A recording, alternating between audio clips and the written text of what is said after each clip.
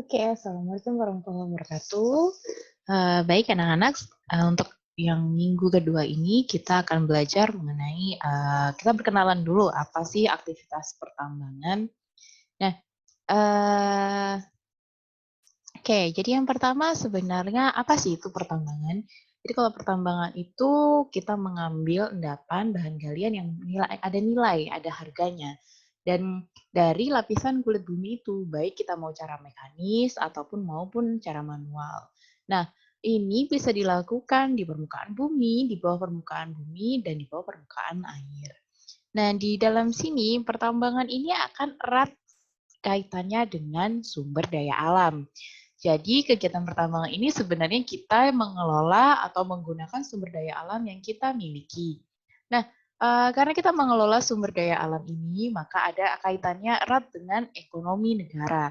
Di mana dalam ekonomi negara ini, dalam hasil pertambangan, dari hasil pertambangan ini diharapkan dapat meningkatkan pendapatan negara. Nah, pendapatan negara ini digunakan kembali lagi untuk kesejahteraan masyarakat.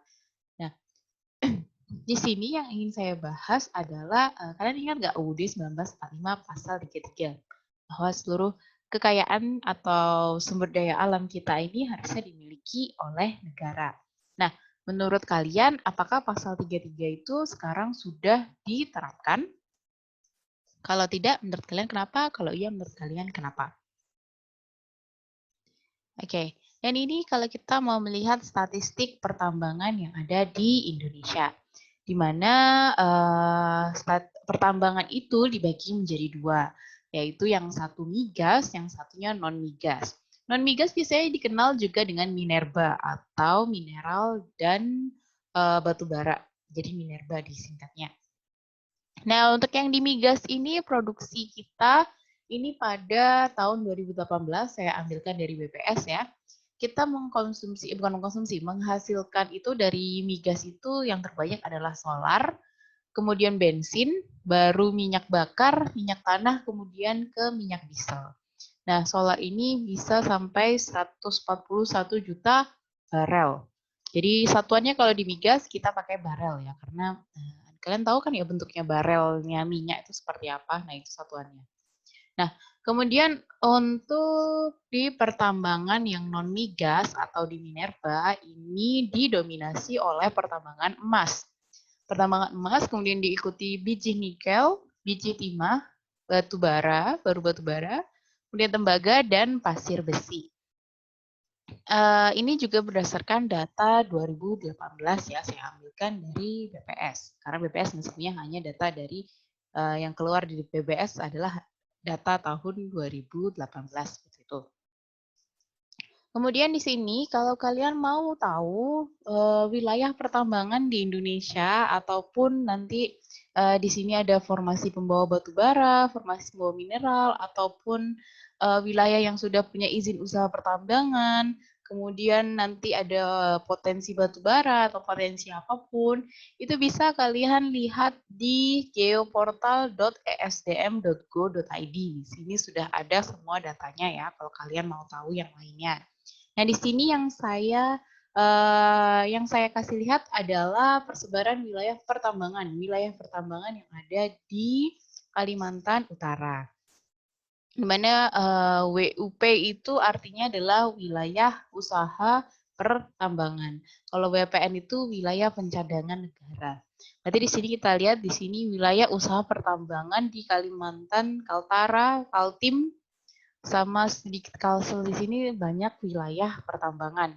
Banyak wilayah pertambangan batu bara, mohon maaf. Di sini lebih banyak wilayah usaha pertambangan di batu bara. Sedangkan di daerah Kalimantan Barat sini lebih banyak untuk yang mineral logam. Kita bisa lihat di sini yang lebih banyak dia didominasi oleh biru, yang ini berarti adalah wilayah usaha pertambangan mineral logam. Nah, kalau di Kaltara, Kaltim, kemudian sedikit dari Kalsel, ini didominasi oleh batubara. Kemudian untuk yang persebaran wilayah migas, jadi ini wilayah kerja migas ya. Kalau yang kuning ini berarti pada masa eksplorasi, kalau yang di biru ini berarti sudah masa produksi. Dan yang gambar-gambar orange ini adalah well ataupun sumur-sumurnya itu. Jadi kalau dilihat di sini, kalau di Kalimantan Barat mungkin agak kurang, belum dilakukan eksplorasi dan produksi dari migas. Lebih ke arah Kaltara, Kaltim, kemudian Kalimantan Selatan. Di sini sudah banyak sekali produksi ya, bukan hanya lagi eksplorasi. Mungkin di Kaltara di sini masih banyak eksplorasi, dan kemudian yang di Kaltim sini sudah melakukan banyak produksi migas. Oke, kalau kita mau bicara tadi tentang pertambangan, pertambangan itu terbagi menjadi dua. Jadi yang pertama adalah pertambangan mineral dan batu bara. Pertambangan mineral dan batu bara ini diatur pada Undang-Undang Republik Indonesia Nomor 3 Tahun 2020. Ini baru dikeluarkan atas dasar perubahan Undang-Undang Nomor 4 Tahun 2009 tentang pertambangan mineral dan batu bara. Selain pertambangan mineral dan batu bara, kita ada pertambangan minyak dan gas bumi, seperti yang saya tadi bilang. Ini undang-undangnya berbeda dengan undang-undang mineral dan batu bara. Nah, minyak dan gas bumi ini, undang-undang yang mengatur adalah Undang-Undang Republik Indonesia Nomor 22 Tahun 2001 tentang minyak dan gas bumi. Namun, di kedua jenis pertambangan ini sebenarnya intinya ada kita bisa menarik benang merahnya pada inti pertambangan. Jadi inti pertambangan itu nanti kalian akan mengenal yaitu eksplorasi yang akan dilakukan. Yang pertama adalah eksplorasi, kemudian yang kedua ada eksploitasi, kemudian pengolahan atau pemurnian, dan kemudian yang keempat adalah pengangkutan dan penjualan. Yang kelima adalah kegiatan pasca tambangnya. Itu ya. Jadi itu hal-hal yang kalau misalkan kalian berbicara tentang tambang, arti dari pertambangan adalah seluruh kegiatan ya. Seluruh kegiatan yang mencakup dari yang tadi saya sebutkan, eksplorasi, eksploitasi, pengolahan atau pemurnian, pengangkutan, penjualan, hingga kegiatan pasca dari tambang tersebut. Nah, sekarang kita lihat satu-satu. Jadi tahapan kegiatan pertambangan minerba dan minyak gas bumi itu yang pertama harus dilakukan adalah eksplor. Kalian harus mengeksplor. Kegiatan ini adalah kita mengeksplorasi tempat mana, kita cari informasinya yang rinci dan teliti, lokasi mana yang ada minyak buminya, yang ada gas buminya atau ada minerbanya, kemudian bentuknya seperti apa, dimensinya, sebarannya berapa, kualitas dari minerba dan minyak gas bumi itu, dan kemudian sumber daya yang terukur dari bahan galian, dan juga informasi mengenai lingkungan sosial di sekitar lokasi yang nanti akan kita tambang ini, dan juga lingkungan hidup yang ada di sekitar tambang ini harus kita lakukan eksplorasi. Di mana lingkungan sosial dan lingkungan hidup ini juga nanti akan masuk pada studi kelayakan untuk membangun atau untuk melakukan kegiatan pertambangan tersebut. Nah, kalau kalian sudah eksplorasi, kalian sudah menentukan titik mana, kalian sudah tahu nih informasi yang rinci mengenai apapun itu tadi yang saya sebutkan, nah kalian melakukanlah eksploitasi. Kalau dieksploit berarti kita sudah melakukan adalah kita mengangkut endapan bahan galian atau mineral berharga itu sampai ke tempat penimbunan atau penyimpanan dan atau bahkan sampai ke pengolahan, pencucian atau bahkan sampai ke penjualan. Itu pada titik eksploitasi. Ada titik eksploitasi ya. Dan kemudian pada yang pengolahan atau pemurnian atau penghilangan. Di sini kita kan mengambil mineral dan batu bara. Itu berarti kan kita mengambil batuan. Di mana batuan itu ataupun apapun yang kita ambil itu tidak selamanya murni apa yang kita inginkan. Jadi kalau misalkan emas bisa bercampur sama batuan yang tidak kita inginkan. Adapun batuan yang nilainya tidak terlalu berharga. Nah, itu tapi biasanya masih bercampur. Oleh karena itu, kenapa kita butuh pengolahan atau pemurnian, yaitu kita meninggikan kadar dari bahan galian tadi. Kita memisahkan mineral yang berharga dengan yang tidak berharga.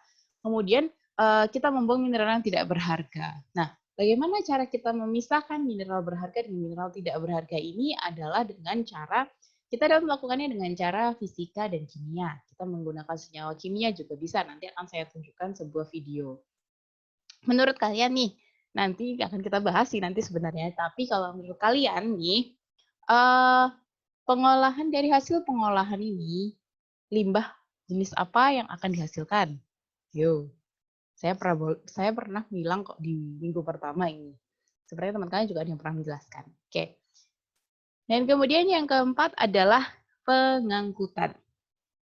Jadi kita sudah mengalami pemecahan, pencucian. Sebenarnya pengangkutan ini juga berada pada waktu eksploitasi ya, karena waktu kita eksploitasi menggunakan ekskavator, kemudian ditaruh di truk pengangkut, di truk haulingnya baru jalan ke tempat pengolahan, pemurnian, itu juga bisa dalam pengangkutan. Nah, pengangkutan yang di sini adalah memindahkan hasil tambangnya itu ke tempat pengolahan itu tadi, pemurnian, ataupun sampai ke tempat penyerahan. Tempat penyerahan itu kalau kalian sering lihat di pinggiran Sungai Mahakam di Samarinda, itu banyak sekali tipe-tipe seperti conveyor belt. Kalian tahu conveyor belt kan ya?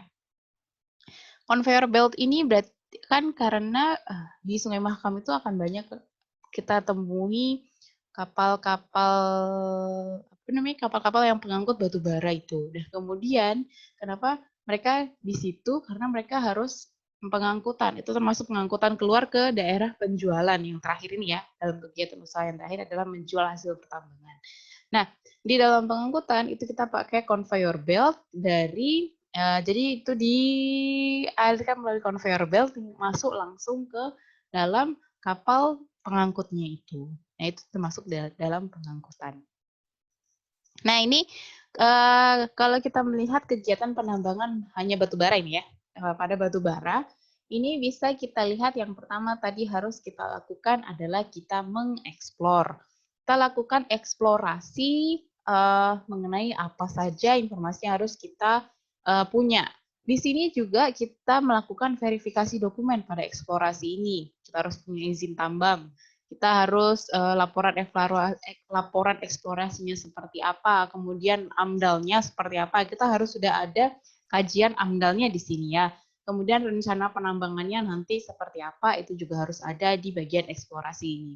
Kemudian yang berikutnya adalah, setelah kita melakukan eksplorasi, tentu jelas mereka ada yang namanya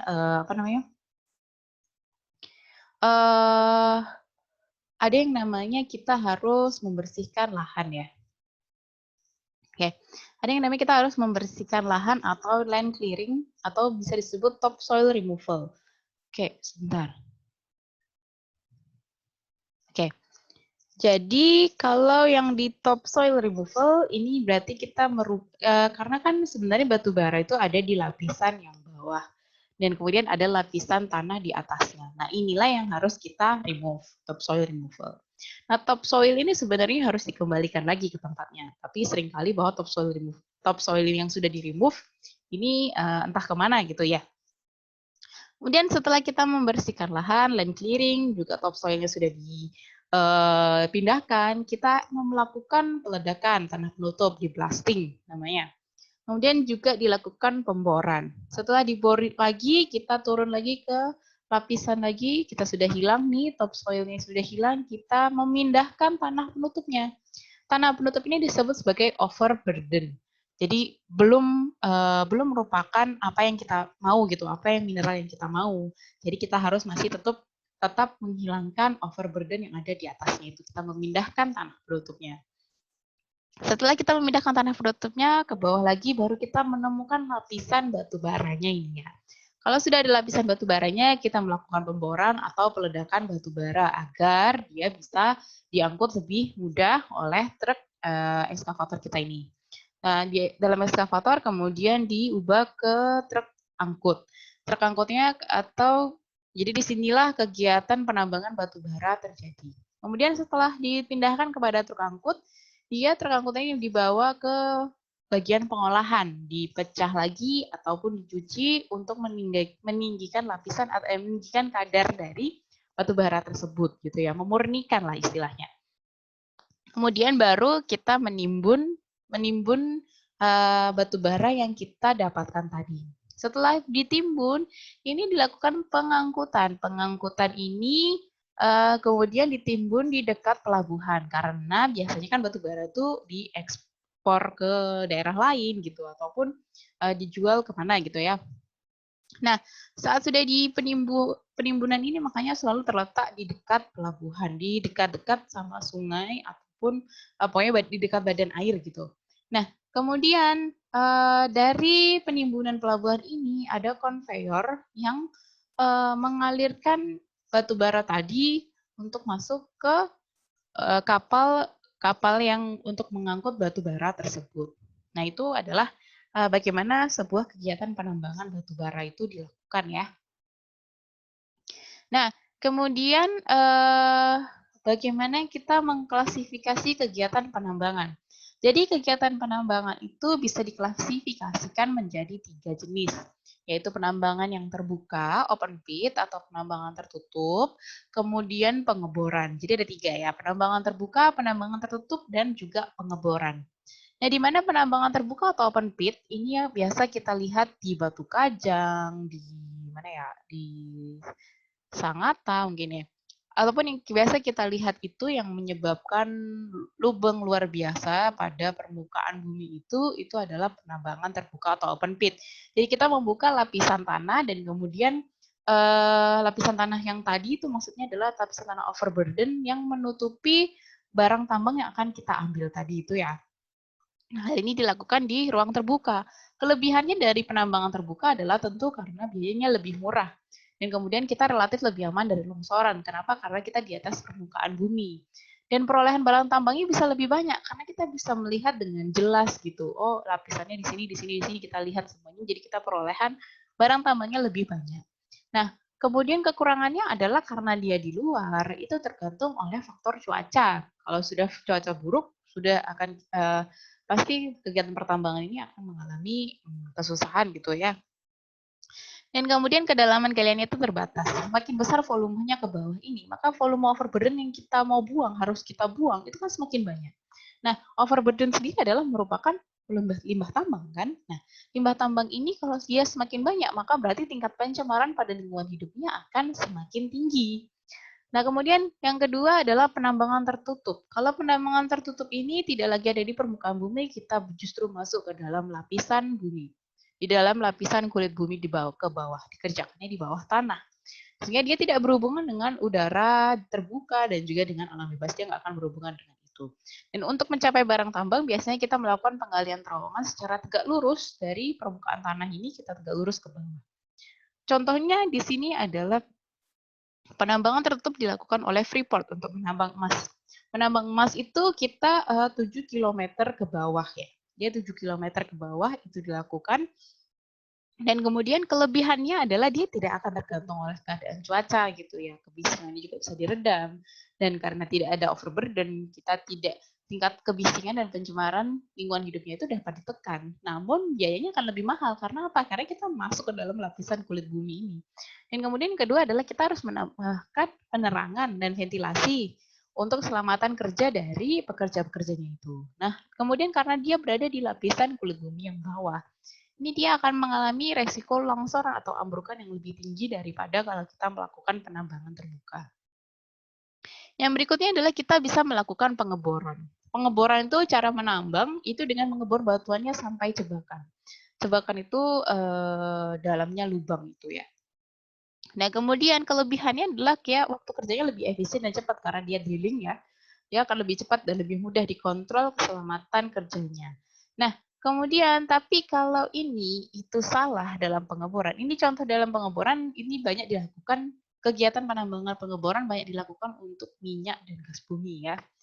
Nah, ini kekurangannya kalau pengeboran minyak dan gas bumi ini, kalau terjadi kesalahan pengeboran, itu dapat menimbulkan ledakan bahkan luapan lumpur atau gas yang tidak terkendali.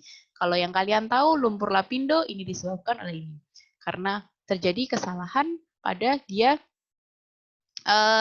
mungkin bisa terjadi pada kesalahan eksplorasi sehingga dia salah menentukan titik bornya, kemudian ternyata malah menimbulkan luapan lumpur. Itu yang terjadi di sini, di dalam pengeboran. Oke, saya share yang lain dulu ya.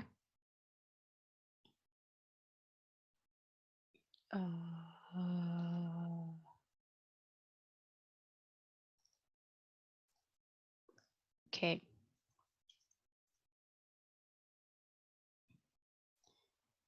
Oke, saya share YouTube video. Di sini adalah tadi kita berbicara tentang pemurnian kan ya. Nah, di dalam pemurnian ini jadi dia diangkut batuannya. Dan dicampur dengan menggunakan air.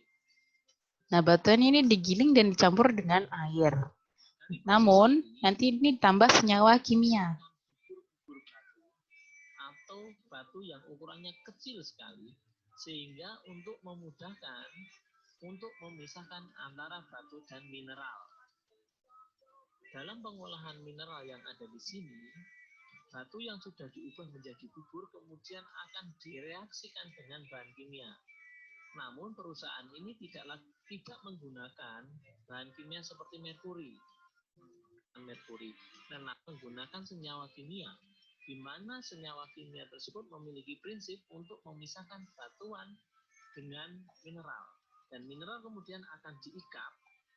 Jadi batuan itu batuan dengan mineral itu kan bersatu ya, kemudian batuannya dilebur agar dia lebih menjadi kecil sehingga surface kontaknya itu lebih besar. Nah, kemudian dia dicampur akan menjadi bubur, baru dikasih senyawa kimia. Senyawa kimianya ini untuk memisahkan, jadi untuk memisahkan antara mineral yang kita mau dengan batuan tadi. Dengan bantuan oksigen atau udara yang dan kemudian kita memberikan oksigen atau udara. Yang awalnya itu hidrofilik atau berikatan dengan air diubah menjadi hidrofobik atau tidak berikatan dengan air. Jadi mineral tadi itu tadi kita campur mineral sama campuran dari batuan tadi, kita campur dengan senyawa kimia. Senyawa kimia ini merubah sifat hidrofilik ataupun sifat bahwa batuan mineral itu berikatan dengan air diubah menjadi hidrofobik sehingga mineral itu tidak suka dengan air. Ini dengan bantuan oksigen ataupun udara. Nah, kemudian ini yang namanya disebut floating ya. Dan di floating ini akhirnya mineral ini akan naik ke atas terpisah dari batuannya. Akibatnya dengan batu pengapungan. Ini dilihat ini gelembung-gelembung udara ya, itu bukan gelembung air. Gas yang disemburkan dari bawah untuk mengangkat mineral yang ada di dalam batuan tersebut. Ya, jadi ini adalah untuk mengangkat mineral. Nah, mineralnya yang diangkat. Batuan tersebut kemudian akan. Nah, di dalam proses ini apa yang dihasilkan? Ayo, limbah tambangnya. Kemudian yang berikutnya saya mau mengenalkan tentang yang di Freeport ini ya. Di Freeport tadi kita sudah bilang bahwa dia ini 7 km ke bawah, ke lapisan kulit bumi yang bawah. Nah, ini mereka sudah menggunakan AI ya, sudah menggunakan robot. Jadi pekerjanya bukan pekerjanya yang ke bawah, tapi hanya alatnya gitu dan kemudian dikontrol dari ruang atas ini. Luar biasa sekali ini menurut saya ya. Jadi alatnya ada 7 km di dalam, sementara 7 km di bawah, orangnya di sini yang ini ya.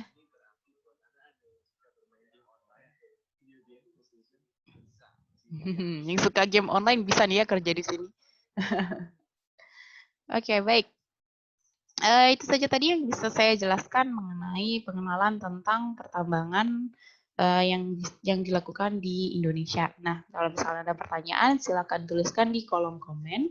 Dan jangan lupa untuk mengerjakan link Google Form yang sudah saya kasih di bawah ini ya. Oke, see you next time. See you next week maksudnya. See you next week di pertemuan berikutnya. Terima kasih sudah mendengarkan pada pertemuan yang ini. Saya undur diri. Wassalamualaikum warahmatullahi wabarakatuh.